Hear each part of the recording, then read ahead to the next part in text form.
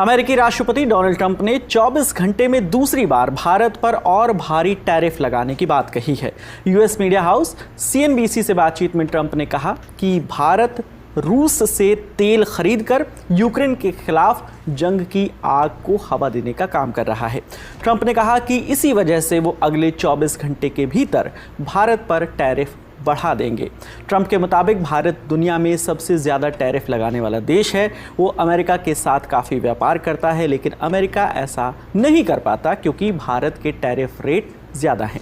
इन सब वजहों से अमेरिका को सख्त कदम उठाने की ज़रूरत है।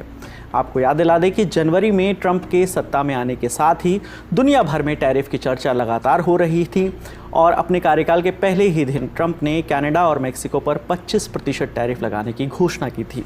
हालांकि बाद में इस फैसले को उन्होंने टाल दिया था।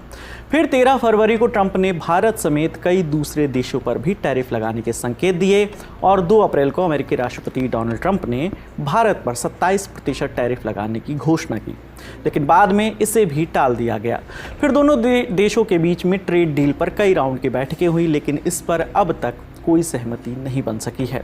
इस बीच ट्रंप ने 1 अगस्त से भारत पर वापस टैरिफ लगाने की बात कही। हालांकि बाद में इस तारीख को बढ़ाकर 7 अगस्त कर दिया गया।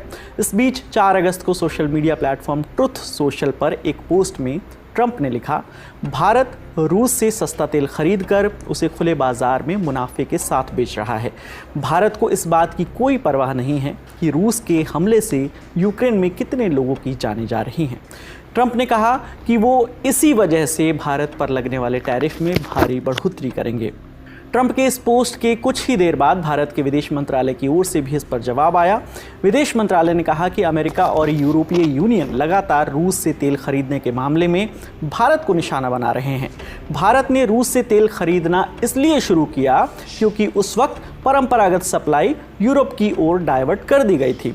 उस वक्त तो अमेरिका ने भारत को ऐसे इंपोर्ट के लिए बढ़ावा दिया था ताकि वैश्विक मार्केट में स्थिरता बनी रहे।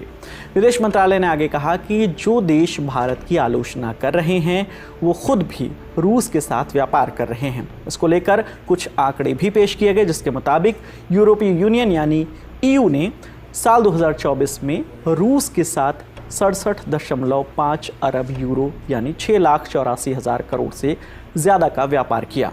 वहीं अमेरिका ने भी रूस से अपनी न्यूक्लियर इंडस्ट्री के लिए यूरेनियम हेक्साफ्लोराइड जो वो लेता है, इसके साथ ही वो ईवी इंडस्ट्री के लिए पैलेडियम और फर्टिलाइजर्स भी इंपोर्ट करता है। विदेश मंत्रालय ने कहा कि इन सब के बीच भारत को निशाना बनाना गलत और बेतुका है।